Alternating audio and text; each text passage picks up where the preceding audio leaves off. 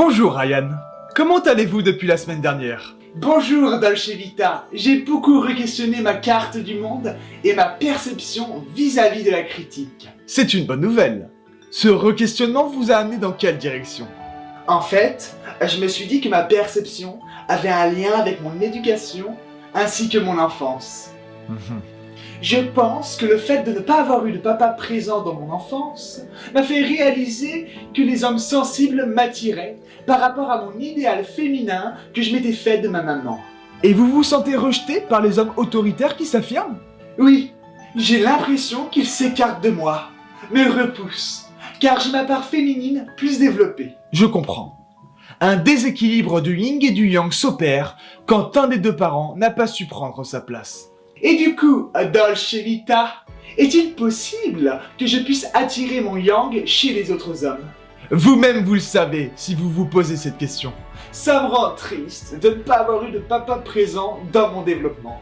Ce n'est pas parce que vous n'avez pas eu de père présent que vous ne pouvez pas disposer des ressources adéquates. C'est-à-dire que j'ai un père en moi? Tout à fait. Quand vous aurez mieux cerné vos blessures de l'enfance, alors vous trouverez votre potentiel enfoui. C'est encore difficile pour moi à conscientiser. C'est normal, la patience s'apprend.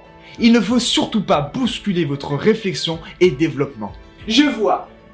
Et en partie, ma blessure peut-elle être mieux acceptée si je retrouve mon père pour en discuter? Toutes vos idées sont bonnes à prendre. À force de vous connaître, vous saurez quel chemin emprunter. J'ai déjà fait mon coming out envers ma maman. Mais j'ai trop peur que mon papa me voie comme ça. Pourquoi avez-vous peur? Peur qu'il me rejette et rejette mes choix de sexualité. Vous n'avez pas à avoir peur. Vous-même avez décidé d'affirmer ce choix sexuel, car en vous, vous savez que c'est le meilleur choix pour vous. Je vois. Aiguiser ma perception envers mon père pourra me faire accepter ma peur. Et si j'accepte cette peur, je n'attirerai plus de critiques et de jugements, car j'assumerai amplement mes choix. La peur est une énergie perçue par les autres inconsciemment. Du coup, vous attirerez toujours la même chose. Un vrai cercle vicieux, Dolce Vita. Alors, ça serait important pour moi d'accepter cette peur et de prendre mon courage à deux mains. Vous avez compris, Ryan? Si vous voulez changer, il n'y a que vous qui devez prendre votre courage afin d'aller vers le sombre, l'inconnu. Je vois. J'ai l'impression que d'aller vers le chemin sombre me permet de le rendre lumineux. Exact. Faire de nouvelles choses, pas toujours très confortables, vous permet de progresser. Chouette! Je vous remercie, Dolce Vita.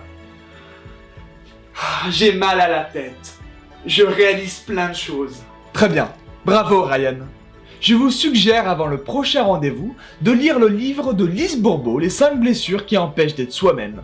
Cela vous ouvrira les yeux sur votre blessure. Je vous remercie infiniment, Dolce Vita. Reposez-vous bien et à la semaine prochaine, Ryan. À la semaine prochaine.